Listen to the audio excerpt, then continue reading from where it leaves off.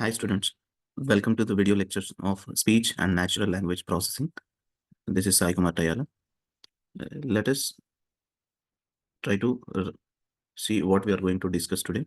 So the agenda for today's class is understanding the core tasks in natural language processing, history and development of NLP, and some real world applications of NLP. Before we proceed into the today's topic, let us have a recap of what we have learned in our previous video lecture. So we have learned what is NLP, introduction to natural language processing, how it is important, and how it is revolutionizing everything in the current era, and the importance of natural language processing. By various examples, we have learned this.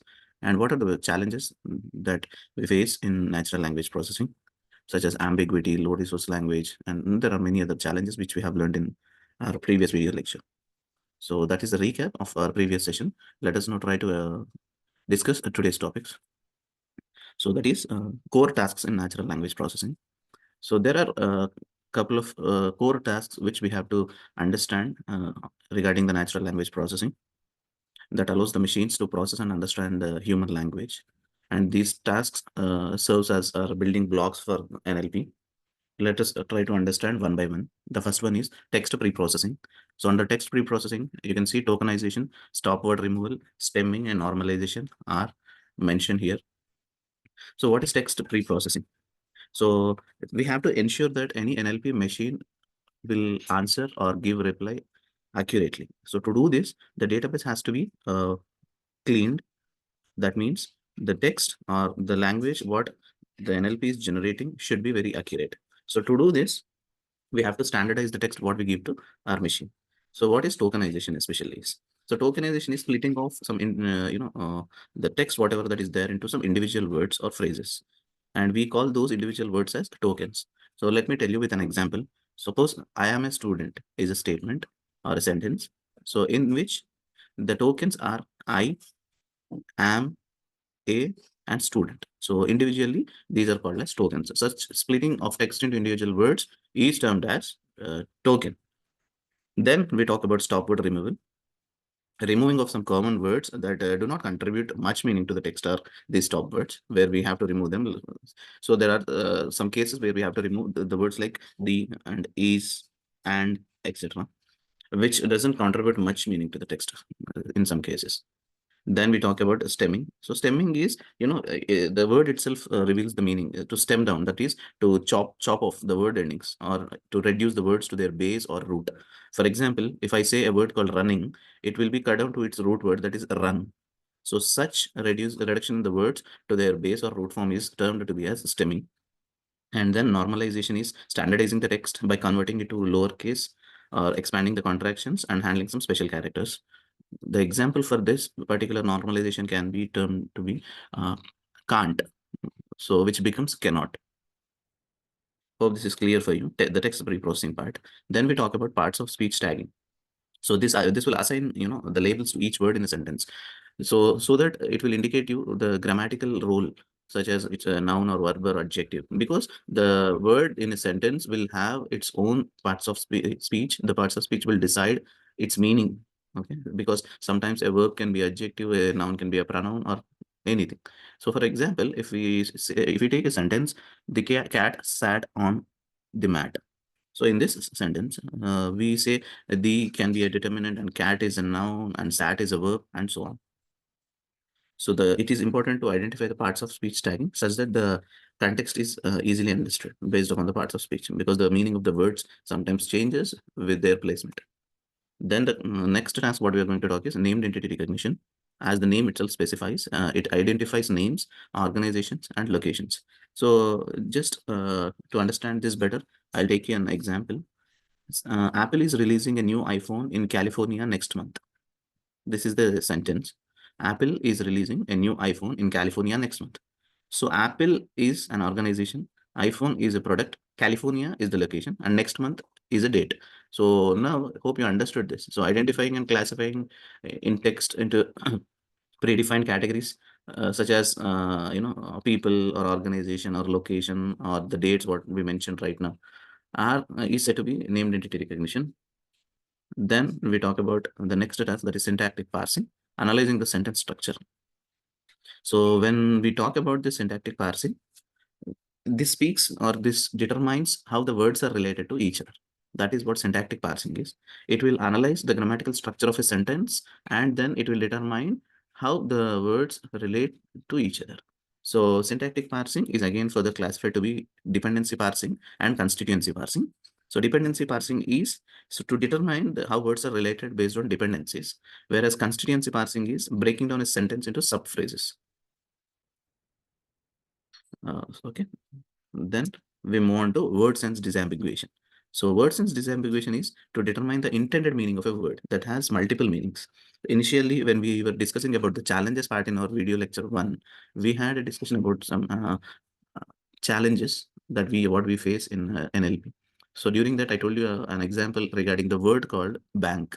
So the bank may refer to a financial institution, or the bank may refer to side of a river. So similarly, the word sense disambiguation also have an example of bank where he went to the bank. So does it mean the financial institution or a river bank? That's what the confusion is, the disambiguation. Then we talk about sentiment analysis. So sentiment analysis, it determines the sentiment or emotion of the customer or people, which is present in a piece of text that they post in their social media, or can be collected via feedback systems. For example, the audience who have seen a movie might write a feedback in their application, such as Book My Show, where they'll mention the movie was fantastic. So our NLP system will recognize the word fantastic and says that the sentiment present in this particular sentence is positive.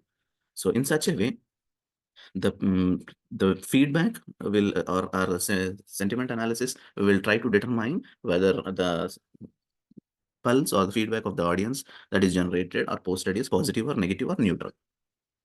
Then we talk about machine translation. So machine translation is translating text from one language to other.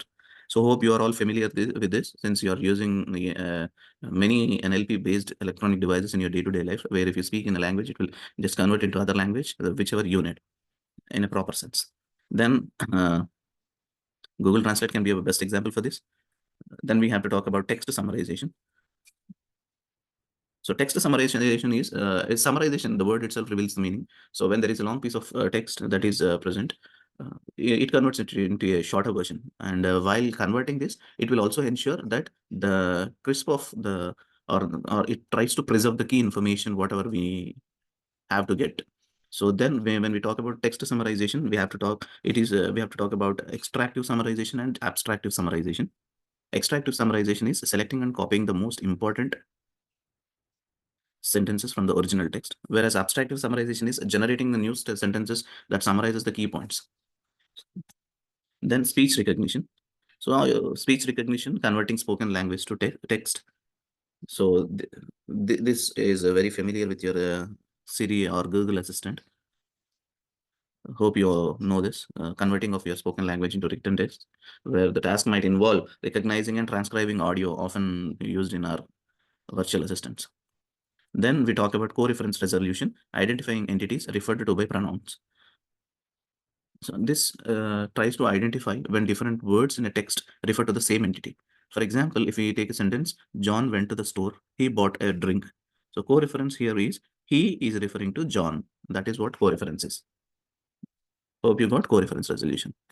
Then we talk about the history and development of natural language processing. So when we talk about NLP, this has evolved over several decades.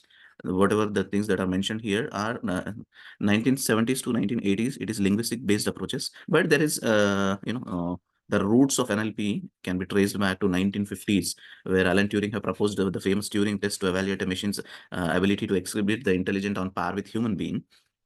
And the early based approaches were machine translation, and the IBM's Georgetown, if you remember, have successfully translated over 60 Russian sentences into English using a rule based approach. And that rule based approach is around 1950s and 60s. But because of its rigid nature, and it's quite complex to handle, and then there used to be a lot of ambiguity also in the human language, which were very hard to scale up. So that's the reason again we moved to the other approaches as well. Then as you can see on the screen, it's linguistic based approaches 1970s to 80s, where Chomsky's generative grammar was discussed. Then statistical revolution is 1990s, Here we talk about n-grams, hidden Markov models, HMMs, which were used for the tasks like speech recognition, POS tagging, that is your parts of speech tagging and all these things. Then early 2000s, it's called supervised learning in Corpora. So supervised learning for NLP tasks where the models were trained on labeled datasets. Then SVMs, that is your support vector machines, maximum entropy models, named entity recognition, all these were introduced for classification of the text. Then it's the deep learning revolution is 2010. So deep learning models have began to dominate the NLP. So where these models could automatically extract the features that represent language as high dimensional vectors, that is your embeddings. So word embeddings like word2 victool and GLOV, GLOW are very famous. I hope you all know these things also. If not, we'll also cover these things in our further video lectures. And then the transformer era, that is 2010 to present. So where the transformer model was introduced in, and unlike RNNs, transformers could process entire sentences simultaneously, which makes them more efficient for translation and text generation purposes.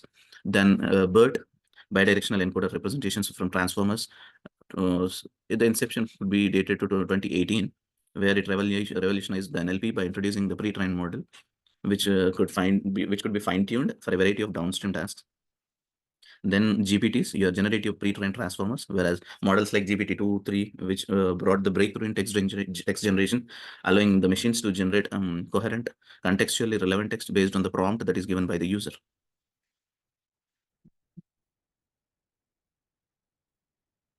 And the future directions can include multimodal NLP, which combines the text with other data types like images, audio, and video. Like example could be the visual question answering. So, and we discuss further about the future directions in NLP in the forthcoming sessions as well.